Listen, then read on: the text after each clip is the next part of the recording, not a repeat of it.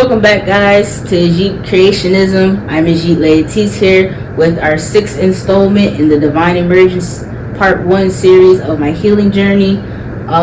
This painting here is the Divine Feminine. Me personally, out of my entire installment series, this is by far my favorite. The Divine Feminine is literally the embodiment of who I am, a part of me, just to give you guys a little bit of background on the mind. You both have the female and male part of the psyche. They're integral parts, and when they're in balance, they can create one being more than the other. I've learned to follow through in understanding that you need both. Feminine energy is okay, masculine energy is okay. One doesn't overshadow the other. They're integratedly yin and yang. They're meant to balance each other. Feminine energy, rest, flow, creativity, not just creation, but creation. Women create. We literally birth life. But besides that, it's like it is meant for expansion, and it's like the masculine energy is meant for grounding, meant for implementing. It's like the woman is connected to the ether, she's connected to her intuition, she's connected to herself, to earth. And it's like the masculine energy is the action, the protector, the bringing forth into the material world, being able to navigate things like that. And it's like learning how to find balance and cohesion in those two energy aspects of the self. So throughout my transformation, I felt as though the Divine Feminine, she was the one who started it.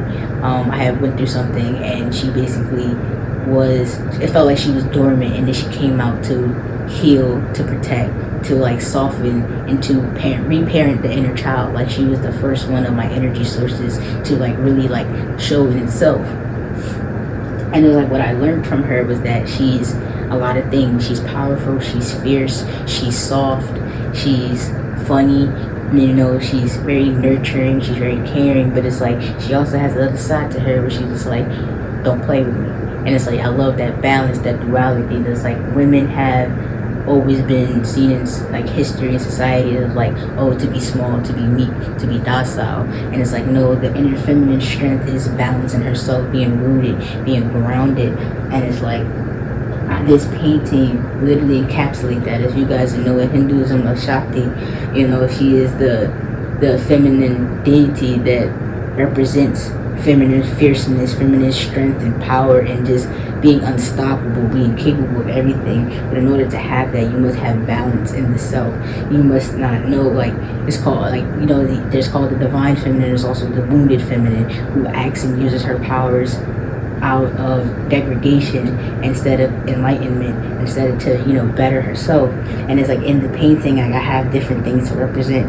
The hair being power, being rejuvenation, being life, being fire, fire being purification. Fire doesn't just have to be like destruction. And it's like that is what the woman learns how to balance, learning when her fire is for destruction versus when her fire is for creation, for purification. Here we have the heart center, which is green, life, love, joy. It's all greenery. We have Mother Gaia, that's green. We have earth, same thing, but terminology and stuff. And there's like her life force is lit. When a woman is balanced, her life force is lit. She can create full on life. Like that is like we're the ones who bring in new realms, new generations, new DNA. Like we bring that to reality. Like to me, birth is basically like bringing the ethers into earth. And it's like that's what women do. We bring something that was once non-existent. Like our body has the power to generate that type of energy and create an entire conscious being vessel. That's powerful. Like that's like really. And it's like I wanted to encapsulate that into a black woman, because we're black. Like we're literally the first. And it's like it's like all of this came from just pure imagination, just pure thought form. Like it had no prior. And it's like I had inspo from one of my friends who did a painting of a woman meditating, and then I was like, I wanted to transform that, and I was like, yes, a woman is at her most, when she is still, when she is rested, she is her most powerful self. She's balanced, she's articulate, and it's like when she's like that, when her chakras are aligned, she's able to receive universal code. She's able to receive or understanding life beyond. A woman's intuition, like those things are ancient. Those things are a part of our being. This is of the ancient woman. You know, the energy centers that orbit around her. She has the power to manipulate energy. She has the power to tap into different energies that, you know, like we're more higher connected to our higher chakra centers, our third eye, our crown, you know, are things that keep us connected beyond. And it's like, I just find it so cool. Like, even like just like the African tribals, like all of these again came from imagination. And I was like, I wouldn't even consider imagination imaginative, in a sense that it's not real. I just feel like it's like artists make things tangible. We bring things that we see into tangibility, into something that's like, this is creation, this is the mother, this is the integrator, this is the bearer, the bridge between man and spirit is the woman. And it's like, I was able to get that, and it's like, it's really beautiful. But again, the symbolisms, the meaning, it's like you can see it in so many ways, because it's not just me. I wanted this to represent all women, to represent the power and strength that's like you have when you're balanced, when you care for, when you give yourself self-love, self-care, when you heal, you know, your traumas, when you learn to soften without letting it dip into naivety, without letting it be, you know, weaponized, you know, learning to have balance in your fire, and knowing when you need to use it and when you don't need to use it, and how to use it. And it's like, you can dismantle an entire framework if you do it with poise, when you do it with calm, when you do it with collectiveness, when you're more strategic, when you're learning that balance with your masculine, when you're learning how to fluctuate between the two.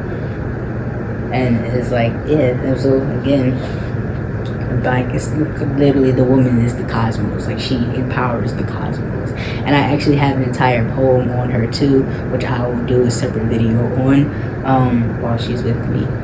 And yeah, if you guys want to know more, I'm going to be creating a YouTube channel soon, once I get my TikTok rolling. Again, this is the Divine Feminine painting, my 6th installment, you know, healing the feminine side and letting her create. If you guys want more though, like, comment, share, follow, do whatever you gotta do, you know, support an artist. It's Lantis here.